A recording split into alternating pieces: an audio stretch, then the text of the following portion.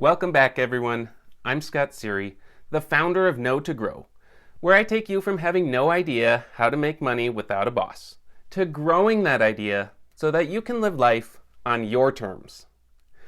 Today, I wanted to share with you an article that I came across recently in Forbes, not the magazine. I don't actually subscribe, I read it online. Now, I've mentioned in other videos that I follow these types of magazines, kind of like Entrepreneur, Forbes, a little bit of Business Insider for some reason. And while a lot of their content is just kind of meh, they do actually have some really heavy hitters sometimes. It's like this one. There's a link to it in the description, so just click on there if you want to read the whole thing. It's titled, "The 7 Weaknesses That Could Be an Entrepreneur's Hidden Strengths." It's a good title, so it piqued my interest, and I got to reading. And I won't sit here and just read the whole thing to you, but instead I'll summarize the 7 weaknesses, and I will share with you whether or not I agree with them. First off, rebellious. I like this one, as it kind of jives with the recent video I made about breaking all the rules. This weakness is all about shunning the idea that we've always done it this way, and just doing something different, something innovative, or if nothing else, something that just shakes it up a bit and gets people talking. I like this one. I give it my stamp of approval. Number 2, audacious. The audacity of this personality trait. Usually seen as arrogance, audacity is taking risks that no one else dares to take because they're scared, timid, or just don't think that they'd work. I don't like this one. I think it has the word wrong. Stubborn or strong-willed would be better, as audacious to me means lacking respect. 3, obsessed. Those that are obsessed do not give up. They stay focused on that one thing, kind of like I'm obsessed about promoting Know to Grow. I know it's a great way that anyone can use to make more money, so I'm not going to stop focusing on it. Again, like the last one, I don't like the word choice, but I do like the concept. I would say persistent is what they mean, but persistent isn't a weakness. Next, hot-blooded. Those who are hot-blooded are lustful and full of passion. What? Okay, so let's just leave off the first part and say passionate. They're dedicated to the cause, they're raring and ready to go, they got the drive, and it just kind of sounds like obsessed. It's another poor way to disguise the strength of passionate with a word that has negative connotations.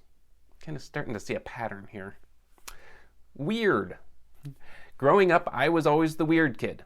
Now, as an adult, I'm still weird. So, I'm liking this one so far. The article talks about how the weird ones see things from a different angle, and they make intuitive leaps. They don't try to fit in and be normal. I'm digging this one. And of course, I have never considered weird or eccentric to be a weakness. Hypnotic. I think they actually just kind of stopped finding real weaknesses. Now they're talking about people who seemingly hypnotize their audience. Often seen as manipulative, but it's someone that's really good about creating passion in a crowd. Just look at how Steve Jobs used to shake things up with his iPhone releases. I'm going to once again change the word a little bit and just say charismatic. Yeah, it's an important trait to have.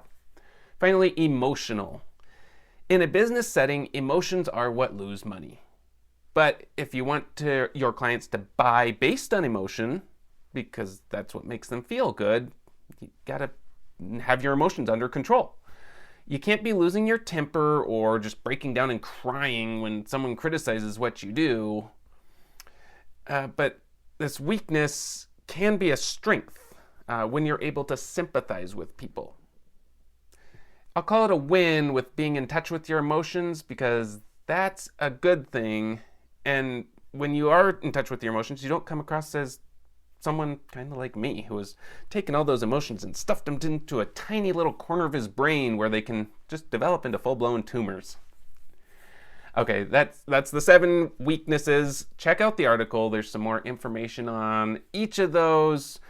You can just tap into them. It's a pretty quick read. But of course, if you're stuck wondering what the crap you can do to make money without a boss, and tap into your entrepreneurial side, just go to www.knowtogrow.com. You can sign up for free. From there, I'll show you how to take a look at what you already know and how you can turn that into a moneymaker.